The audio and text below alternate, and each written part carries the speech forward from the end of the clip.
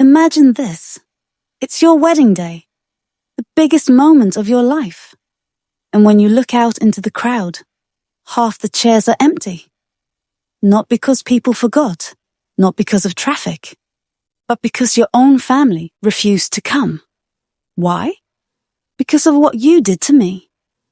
This is the story of how my ex's grandparents and half his family decided to teach him the most brutal lesson on loyalty, love, and karma.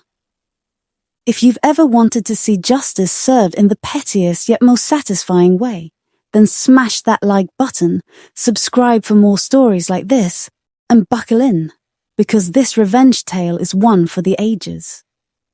I used to be engaged, deeply in love, planning a future, doing everything I could to build a life with someone I trusted. Then I found out the truth. He cheated on me.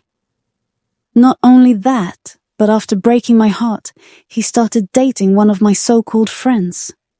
As if betrayal wasn't enough, he eventually proposed to her. I remember when I found out.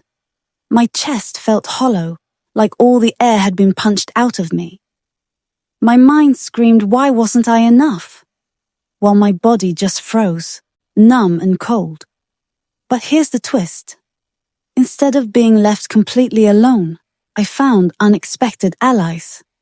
His own grandparents.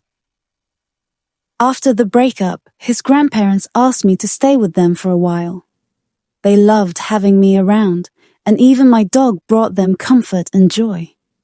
They often told me that the little routines, the laughter, even just the presence of my dog, gave them more happiness than their own grandson ever did. One day, I asked his grandmother if she planned on attending the wedding. Her answer stopped me cold. She looked me dead in the eyes and said, "No, I don't want to see that. He cheated on you, then had the nerve to marry your friend. He hurt you so much, so I'll hurt him back." I was stunned. I told her, "But he's still your grandson. You should go." She shook her head with the kind of steel resolve only grandmothers can have. "No, you're more of a grandchild to me than he ever was.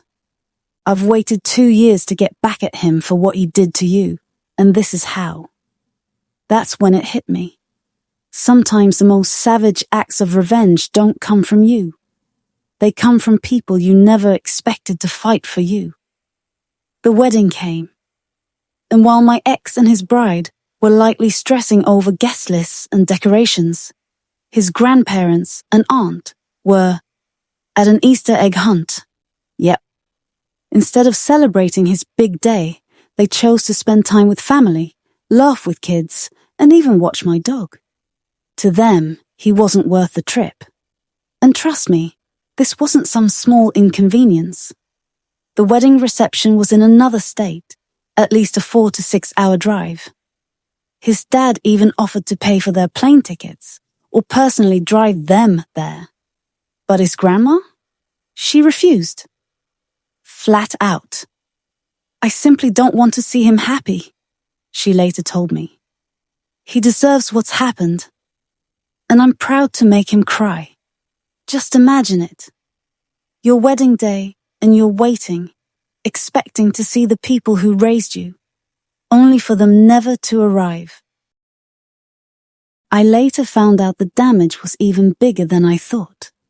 His aunt didn't go either, and not just her, but her whole family. She even showed me pictures of them smiling at the Easter hunt while the wedding reception was happening hours away. Word spread. More than half of his family chose not to show up at all. His big day turned into a hollow, embarrassing event. And the best part? His grandparents laughed about it. They gave me hugs and said, "We did this for you." His grandmother, the queen of petty revenge, told me proudly, "I can die a happy woman now, knowing I taught my family a lesson. He hurt someone who was loyal, and now he knows what betrayal feels like." This wasn't just about skipping a wedding. It was about something deeper. My ex's betrayal left me feeling powerless.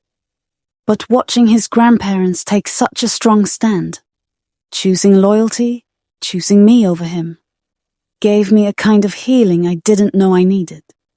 Because let's be real, betrayal eats at your self-worth. It makes you question if you matter. And their actions, as petty as they might sound to some, reminded me that I did matter. That family isn't always about blood.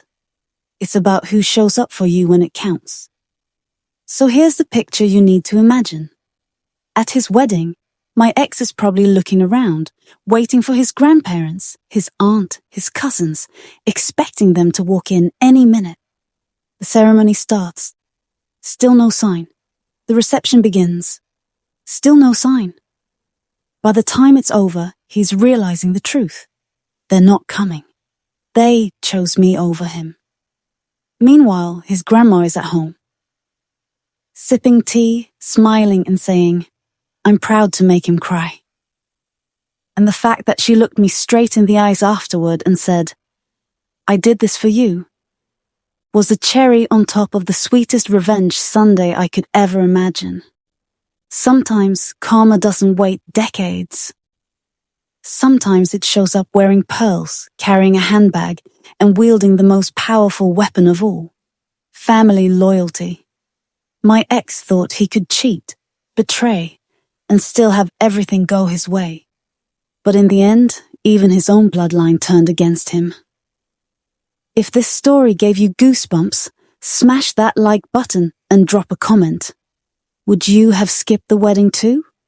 Or do you think the grandparents went too far? And don't forget to subscribe for more stories of justice, karma, and sweet, sweet revenge. Because sometimes the best revenge isn't loud. It's the quiet absence that speaks volumes.